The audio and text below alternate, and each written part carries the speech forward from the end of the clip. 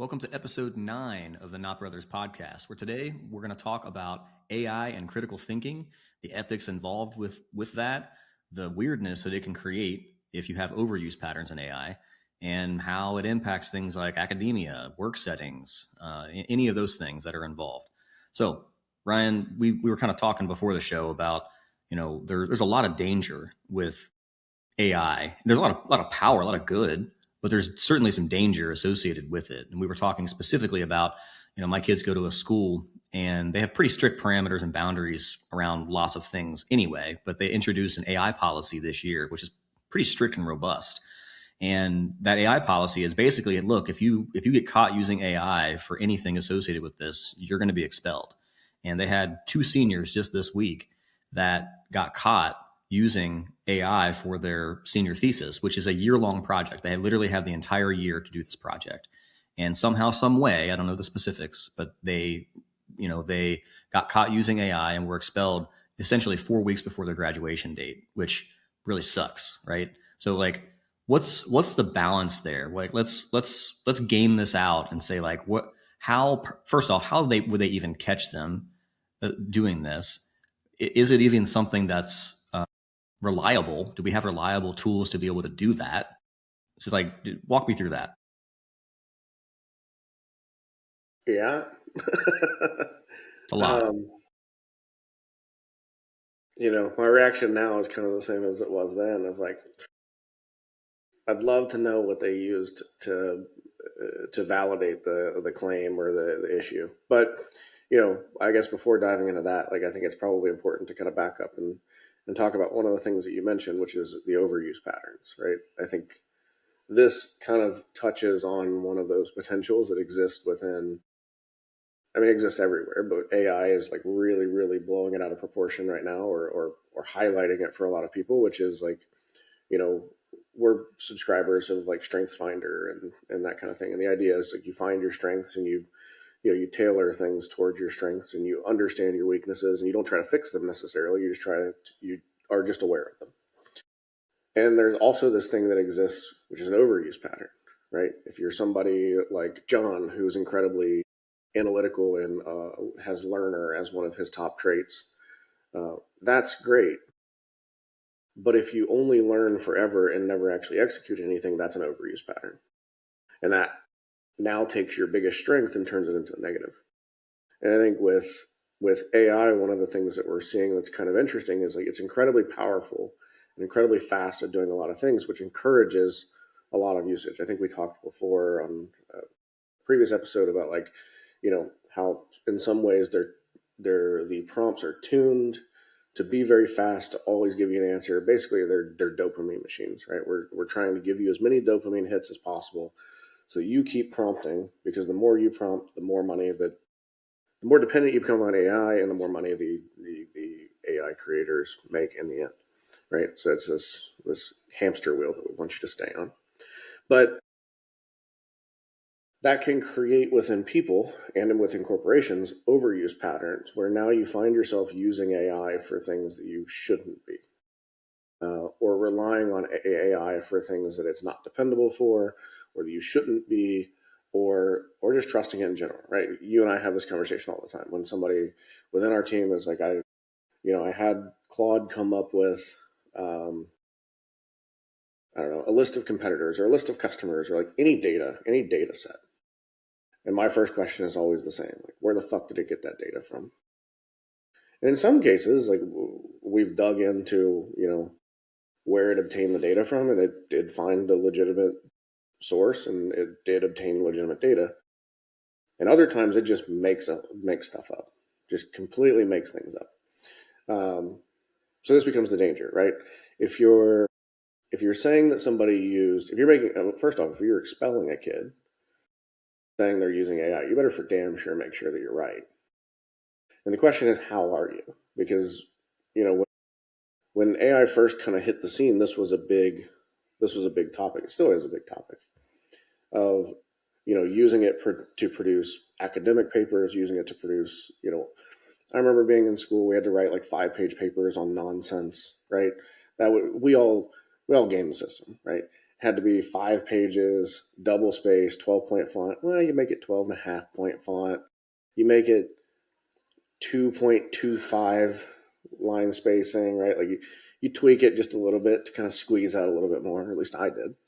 I don't know what you're talking about. The games have always been there, and you just did it enough to where like you were within, you could get away with it. AI is no different, and I have seen examples, right? A few people on our team, or at least one, I think a couple, their wives are in academia, and like I've seen a couple papers from some kids that they forgot to take the pieces of ChatGPT telling you like, here's the paper, be sure to do whatever, right? The instructions that the AI gave back were also in the paper that got turned in. So like that's pretty blatant. I think anybody could probably sniff that out. My guess is that with the senior thesis, I would hope that the kids are not that dumb. So at that point, like, how are you detecting it? And the only way to detect it has to be through using AI detectors. And that becomes really dangerous because AI detectors have been proven to be wrong. I think OpenAI used to have their own, and they killed it based on their reason for killing it was that it just wasn't accurate enough. So that's like the people who are building the shit. But I know that Turnitin, which is one of the really big, platforms that schools are using, they have an AI detection thing. It's been proven like multiple times to be wrong. There's some schools that have talked about why they've disabled it even, if you search around online about it. Because you can pass like existing works in. I think one of the funnier ones was like, if you pass in the U.S. Constitution, it says that it was AI generated. If you pass in passages of the Bible, it says that those are AI generated. If you pass in the Declaration of Independence, it says that portions of it are AI. Like these are things that well predate AI being even a thought, let alone. So it calls into question, right? Like how the hell is it detecting that it's AI generated? It goes even further that like if you're a good writer, you have a higher probability of being flagged as AI. I mean, hell, on social media now, if you use M dashes, you're automatically assumed to be AI, even though M dashes have existed for a long time and are an actual piece of like how you should write. I use M dashes all the time. Most of my stuff will probably get flagged. Yeah. Or an interesting thing, just kind of like we talked about this, sort of loosely yesterday, so I was digging into it. English as a second language,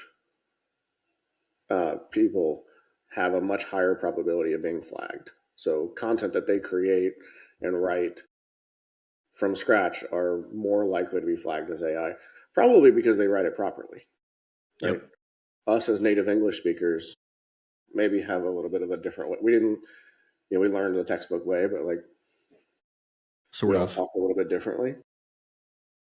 So we, don't necessarily write exactly properly. But I'm just spitballing and assuming that would be the reason that, somebody who it wasn't their primary language would be more likely to be flagged than not, because they may write something that is proper English, but isn't the way that you and I would say it.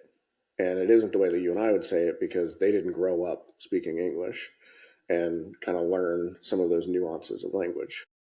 One of the things that I think about in thinking about that situation of student expulsion is like what's the boundary? Like what is the gray area between critical thinking and like how much plagiarism? Use is too much use? Yeah, between critical thinking, plagiarism.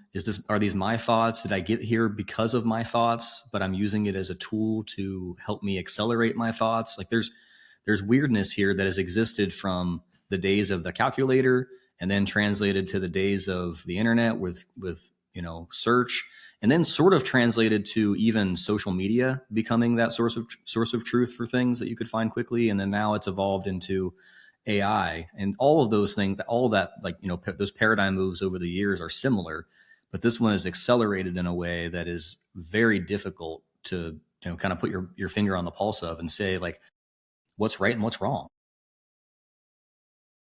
Yeah, I could go for hours on this one because I have lots of thoughts on academia, and just a lot of it is pulling on my own experiences in school because I was one of the good student, good grades, hated school. Right, like it was, I didn't feel that it was doing what it should have been for me, and I have lots of reasons for that. But as I think back to like just staying on the topic of like written papers, one of the things that was an evolution when I was in high school was Wikipedia. And we had this same problem with Wikipedia, right? I remember for years, and it's fun, it's even laughable now to think like, we were scolded and you would be failed for using Wikipedia as a source. You had to use an encyclopedia or some sort of like real sort, like those don't even fucking exist anymore. I'm sure they do. So technically maybe, but like Wikipedia is a lot more accepted as a source, I would say now. And like, if you don't think, like, the argument back then was like, well, anybody can put anything on Wikipedia. Go try it. Go try to put anything. Go try to put something factually accurate about yourself or your own company on Wikipedia. I did it. I tried to just like, I was like, oh, we're an advertising agency in Cincinnati. We should be on this list in Wikipedia, like years ago. And it was before I could refresh the page. This is pre-AI, pre-automatic. Like, before I could refresh the page, one of the moderators had flagged that shit and kicked it out and been like, nope, needs to be by an independent person. I was like, holy shit. This is like, these people are extreme. So like that by itself. And like, that was always a question back then, right? We used to have, there used to be like services, or I'm sure there still are. I haven't written a paper in a long time, obviously, but you could run it through and it would tell you like, if you were getting flagged for plagiarism. And like, that was always even a challenge then of, there's only so many ways to say stuff, right? If you're describing like, I don't know, the life story of Steve Jobs or like the history of Apple, right? There's only so many ways to say how Apple started. Or like these very formative things. So you wind up with like these plagiarization flags saying that a sentence is plagiarized when it's like, it's just factual. Like Steve Jobs was born in blank. Right? And I think maybe that's the line here, right? I was talking to my son about this, who obviously is impacted by this because he's going to school there and has, he's at risk. He's at risk. And so he's like, how do we navigate this? And I was like, look, the bottom line is this, from my standpoint, the ethics involved in plagiarism is no different today than what it was pre-AI. It's exactly the same. If you blatantly copy and paste something, or in our day, go to an encyclopedia and literally type out exactly what the encyclopedia says, that is plagiarism. That is the definition of plagiarism. If it comes from your own brain and you're using the research that you found and you're using the new tool that is AI to accelerate your research and accelerate your thinking, but it's still your own words and you're not blatantly copying and pasting whatever AI spit out into your paper, that's not plagiarism. Full stop. If you are copying and pasting those things from AI, even though they came from came from you in terms of like your research or whatever, that could still be considered plagiarism because you're copying and pasting words that you did not physically write. You prompt engineered your way towards something that's an output. And this is where the legal world would disagree with you to an extent, right? We've seen this in music a lot, right? There are only so many chords that exist. And it is possible to create a new melody only to find that melody is actually already owned by somebody. And that's fine, right? Like if you accidentally came across, like this is the ethical conversation, right? So the ethical conversation is self-policing.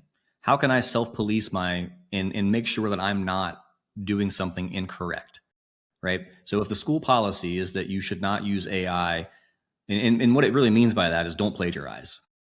like in Yeah, but general.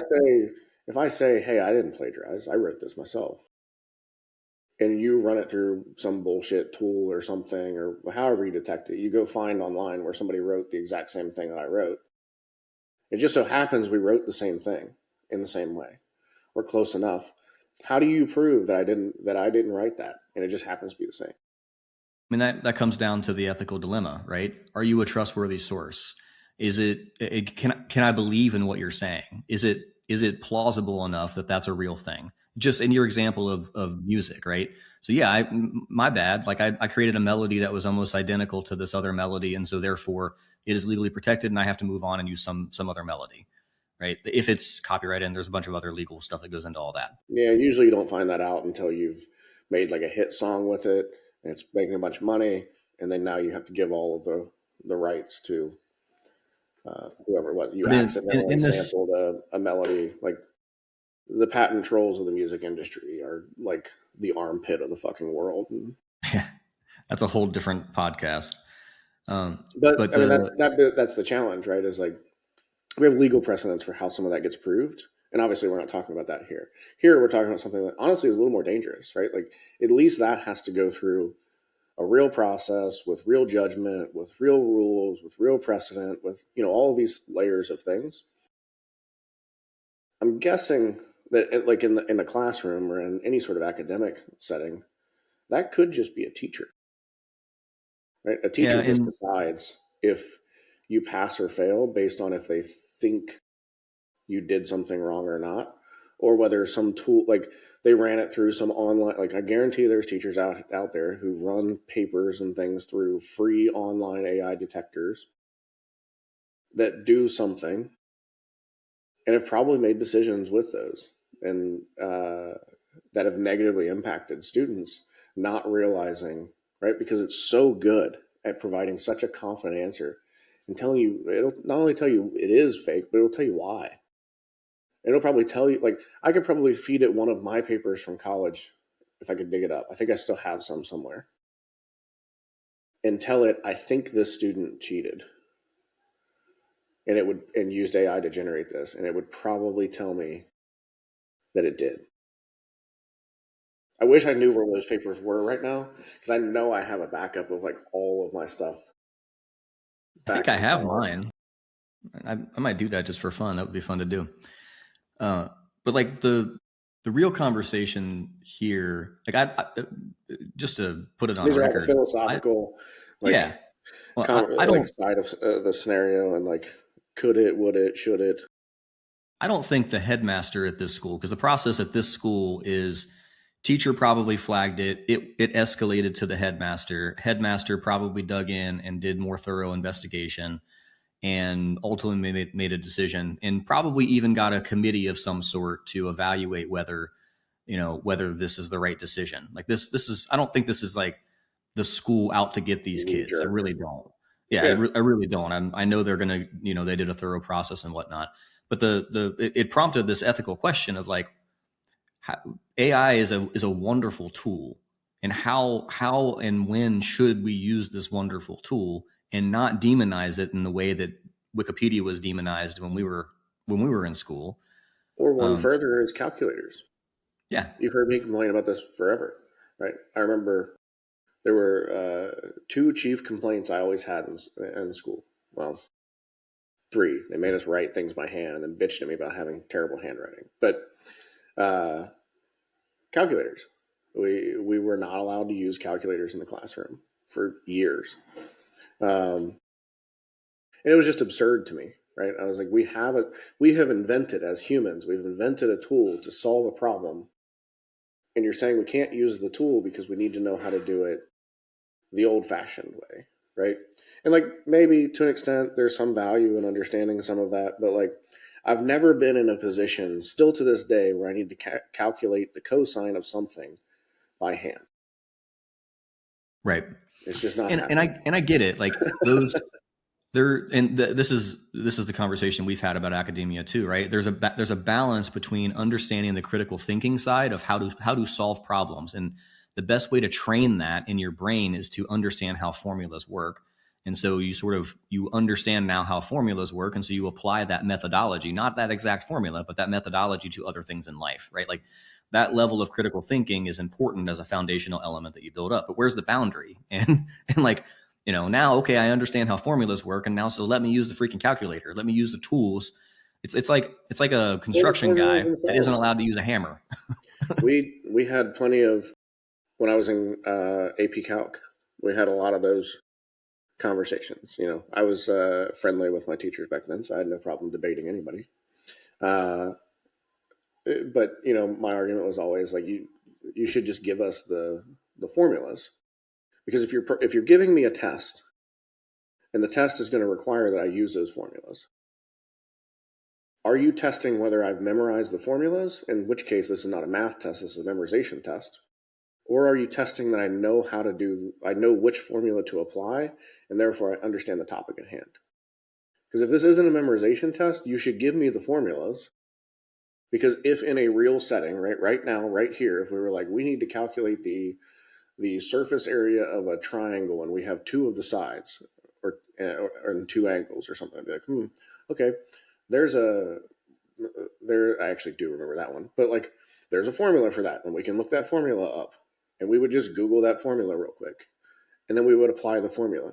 The important part is we know, A, that there's a formula to do it, B, what formula it is, and C, how to apply that formula to achieve whatever goal we're trying to achieve.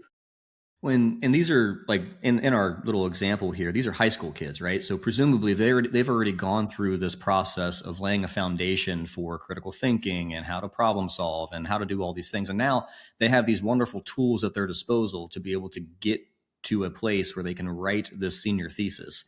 And so the question becomes like, why demonize something that is literally a tool, so long as it's not straight up plagiarization, right? Like if you're using it, AI in this case, if you're using AI for research, or you're using it for, idea generation, or you're using it for checking your own work, or any other application that would be a tool, quote unquote, not the primary creator of, right? Like that's I think the balance between this, right? Like, here's the real question, right? Like flipping it on its head, like we're still operating under the assumption that like you shouldn't use AI to, and obviously they created some set of rules of engagement going into this process, and if you break the rules, that's a different story, right? Regardless of if I agree with the rules or not. But kind of setting that aside for a minute, should it matter? Right? I tell our team all the time, I tell everybody, right? You're still responsible for whatever your AI produces. Using the excuse, oh, I just used AI, that's not a valid excuse that's acceptable to me for anything, right? It's not an excuse for anything to be shitty that you put out. Ultimately, if you ship it, it's yours. I don't care if you hand wrote it from scratch. I don't care if you used AI to generate it and didn't look at any of the results. I don't care if you used AI to look at it and then you review the results. You're still responsible because in my head, you produced that. And it doesn't really matter how you achieved the goal. You still got to the goal. And in some cases, that's using judgment, right? I have plenty of things that are very small, very low risk, very like square peg, square hole, that I'll throw AI at and be like, just make this and ship it. I'm not even going to look at it. Maybe I'll go look at the code later or look at the results later just to double check. But I know that like, this is a very simple thing. And there are much more complex things that I know that it would completely fuck up and I won't ship. And there are some things that you just don't turn it loose on at all. So the argument is like, if, for your senior thesis, right, like, or anything for that matter, but what's the goal of it?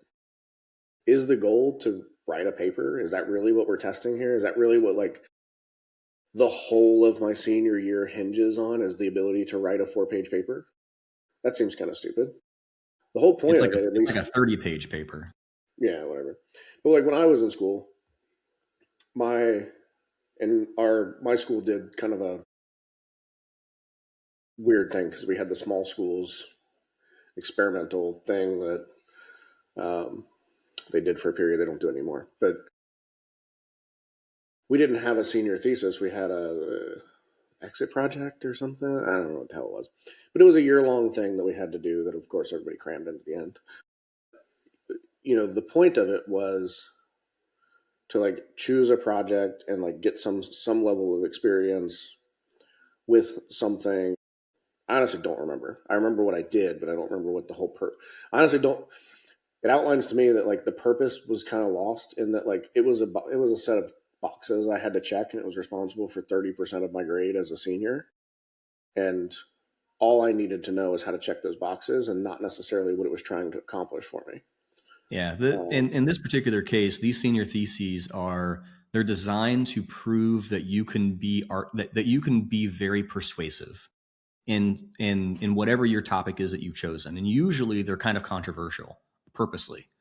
And so it's 100% what it's designed to do is show that you can be persuasive in arguing whatever your point of view is on whatever subject it is. And it goes deep. Yeah, I'm into 30 pages for that. I can be persuasive in about 10 sentences. Well, so this persuasive and argumentative. It has to be extremely well researched, and you actually have to stand up in front of the whole school and give a speech associated with it. So it's multifaceted and multi-layered, right? It's not just like writing this simple 4-page paper in this case. Sure. So that becomes the question, right? If I'm able to use AI intelligently to be, in that case, right, I envision that sort of like a litigator, right? My job is to litigate or to debate my point. And if I'm able to use AI at my instructions to effectively be my paralegal and go do research and gather information and produce that information and help me formulate my arguments and mold that into something that, whether it writes it or I write it, it's written with my input and guidance, I would argue that should be allowed.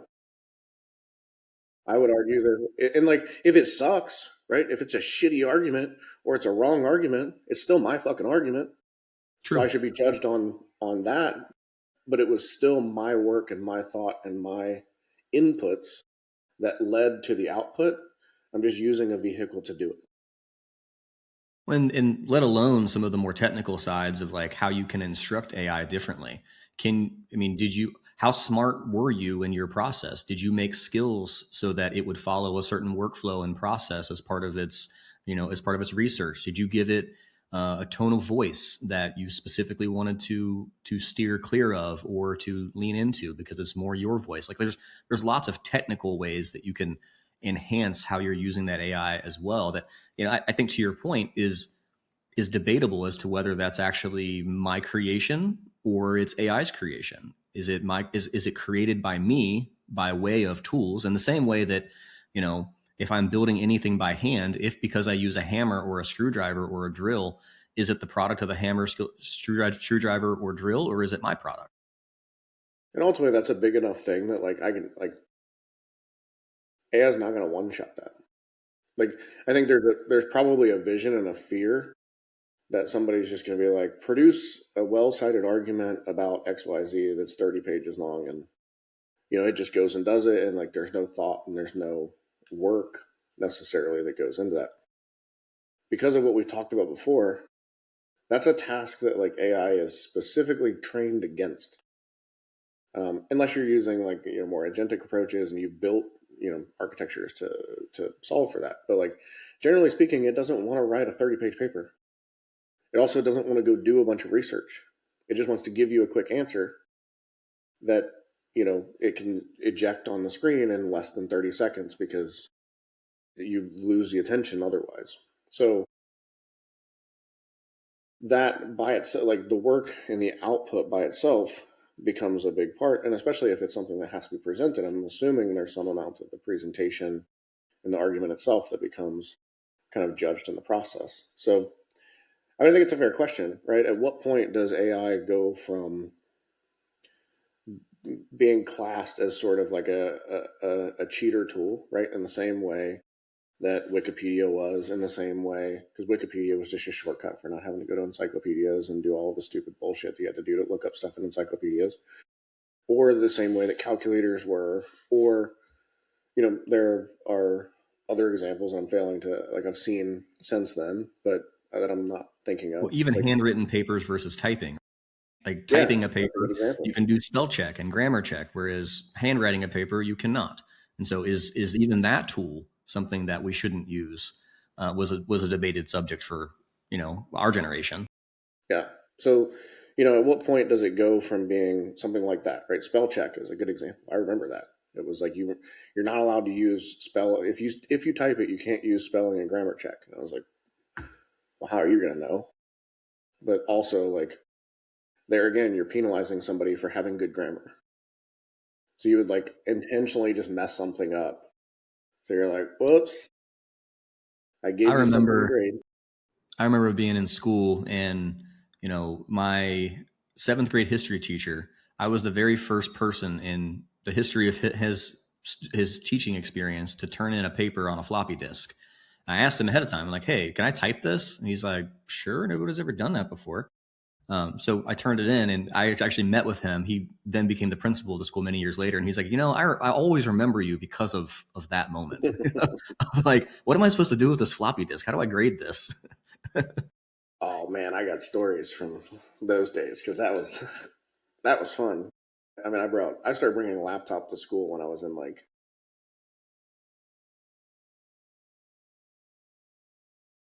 ninth grade, like end of middle school or beginning of or high school.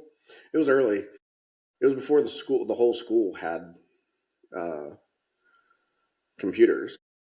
So I was doing the same thing. I would type papers, I'd put them on a disk, I'd turn them in on a disk, you'd bring them in. The disk would just not work sometimes. So there were. It was fun because I mean that was when, again, it's always a game, right?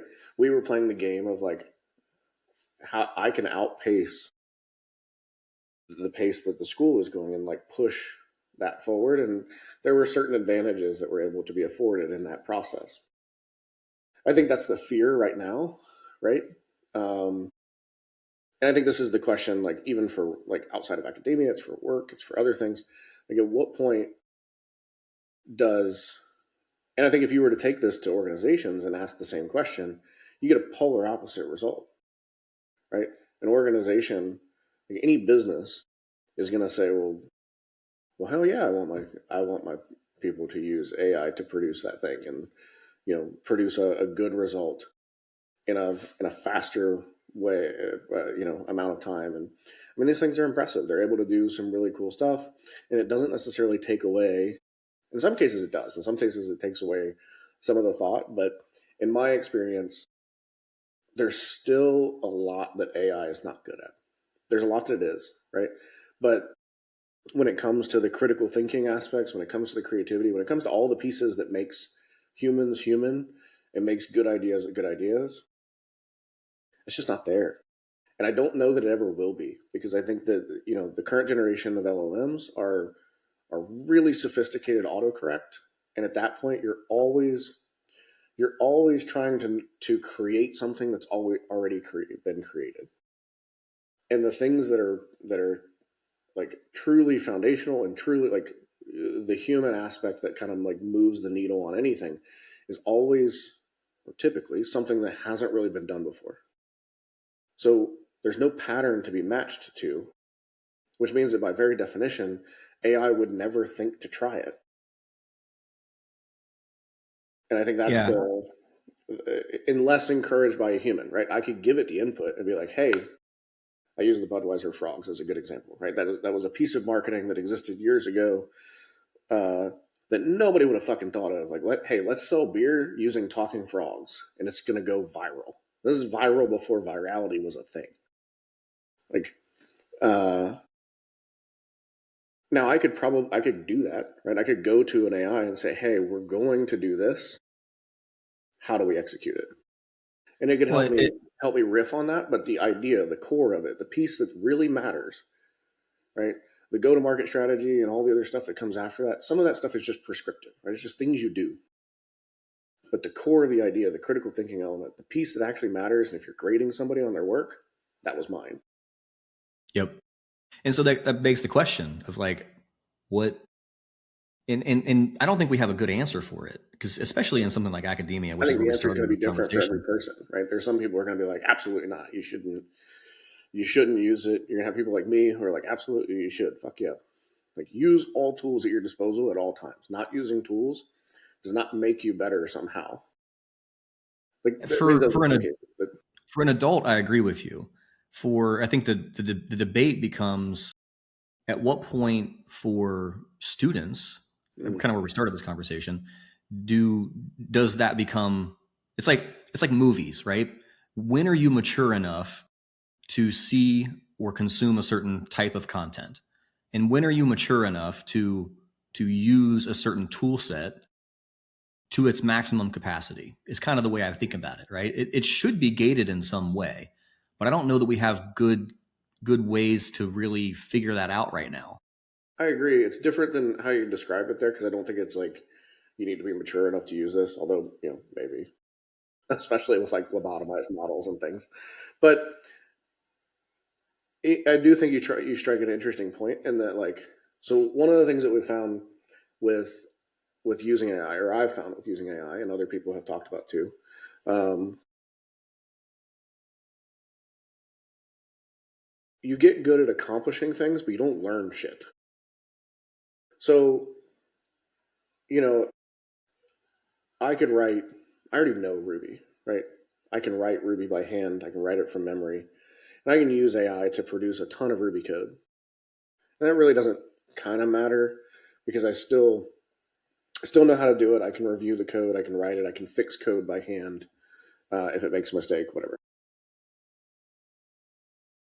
Flipping over, I've created some CLIs for a couple of tools that we're working on right now, and they're all written in Go because it's just a good language for CLIs. There's some good libraries for it. It makes sense. I don't know how to write Go. I don't care to learn how to write Go. So have just let it produce it, and then sort of reviewed from as much as I know about just good general development and coding practices. But when it comes to the language itself, I couldn't write the shit. And that's okay, because what I'm trying to accomplish there and what I'm testing is like, can I architect a CLI tool that works and it's just a thin wrapper around my API anyways? Not, can I write Go? And I think that becomes the question, is like, what are we testing? Right? Back to the same thing about the formulas in math. What are you testing? Because I think that changes the equation. If you're testing whether I know how to build a house, give me power tools. If you're testing whether I know intricate joinery, sure, yeah, give me a couple hand tools. Right? What we're testing in those situations are fundamentally different, and so the restrictions that should be placed on it are fundamentally different. If what we're testing is the ability for a student to make a comprehensive argument, both in written and verbal presentation, who cares? I think it's a fair point. And if the rubric is around the idea that is, are you able to construct grammatically correct sentences, and are you able to do all those different things, maybe that changes the conversation. Yeah, So but that's it the all case in like today in 2026. If we're grading like spelling and grammar, come on, the ship has sailed on that one. My argument is different. I think most schools produce students that know how to write in social media, and that's a fundamental flaw of No, future what I'm saying society. is like everybody uses spell check, everybody uses grammar check, everybody has Oh, Grammarly. Like that's that a ship different thing, has kind right? of sailed. But I, you still have to know like literary principles to write well. You can produce a whole bunch of stuff and it be grammatically sort of correct, but it still sound like poo poo. yeah, I mean, there again, right? Like if I write like a paragraph that kind of describes stuff, but I'm sort of an idiot and I write it in a stupid way, and then I ask Grammarly or AI in general, because like Grammarly will retool whole sentence structures or whole paragraphs. If I use those tools to just retool them, but again, I write it from scratch the whole way, start to finish, all 30 pages. and I utilize Grammarly or even AI to say, help me reword this to make this sound better, is that violating the rules? Or going a step further, Microsoft has crammed Copilot down our fucking throats. So spell check and grammar check inside of Word probably have some AI component baked into it. The Google Docs is doing the same thing. So if I'm writing my paper, right, if I'm writing a paper in Google Docs today, it will suggest autocompletes. And if I accept those, did I break the AI rules and not realize it? Right.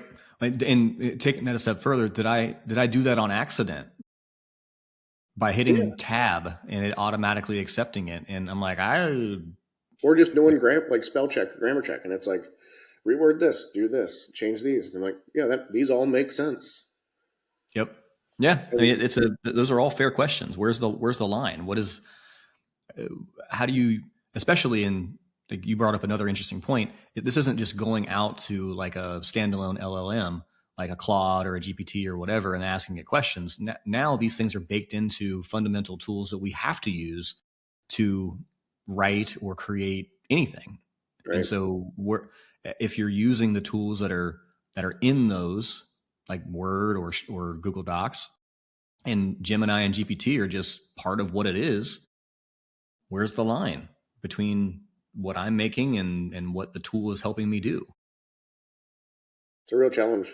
I don't have a good answer for it. And I don't think, especially academia, where things are typically move a little bit slower intentionally, I don't think they're going to like any of the answers. Because I do think that, like, the commercial impact and the commercial benefit of this is so high that companies are baking it in to just the root level of everything, that I don't think it's going to be avoidable, right? I do think it is potentially viable for me to go sit down and write something just completely from scratch from my head and accidentally use AI just because it's baked into the tools that I'm already using and I don't realize it. So when you have sort of these like overly restrictive AI policies, I just don't think, like, in 2026 saying like zero AI use at all whatsoever is like saying don't accidentally breathe fucking air. It is. I definitely don't envy academia with what because I get what they're trying to do, right? They're trying to make sure. I get the purpose. I get the general sense and the fear, right? The fear is you're just going to use this tool to subvert learning the topic, and that's a real challenge, right? I just described how you can do it. I just described how I, on an everyday basis, I've produced 3 or 4 really comprehensive CLI libraries, in addition to like converting a Python screensaver for a Marchi to Go, and it's like almost completely done. And I never wrote one line of it, and I couldn't tell you some of the most basic pieces of Go. Like writing, like, I mean, some of it's pretty basic, but like the syntax and those sorts of, just don't fucking know. Because I don't need to, and I didn't learn it. Because when you're using AI to produce things, you're not learning. And that is a whole other fallacy that we could go down the path of. And I think that is the fear, right? If you just use AI to generate the results, you're not learning. But if you have learned the ideas and the principles and you use AI to generate the results, that's a different story and potentially yields fundamentally different results. And I think is a real challenge. Yeah. I don't envy people in administration or in teachers in academia right now, because it is very tricky. And it's not going to get any easier. It's going to get harder and harder as time goes on, and as these tools become more ubiquitous, and they already are, and as they get better and better, and adoption continues to escalate. Like it's just like on a monthly basis, we're probably seeing, an exponential amount more adoption across not just students in academia, across everyone on planet Earth. All right, let's bring this to a close. So we talked about critical thinking. We talked about academia. We talked about our own experiences in these things, and how they're kind of related to things like calculators, Wikipedia, things that have been demonized over time, and how AI is kind of the new demon, if you will. So till next time. Next time, stay in school, kids. Stay in school. Those two are, because they're going to fail.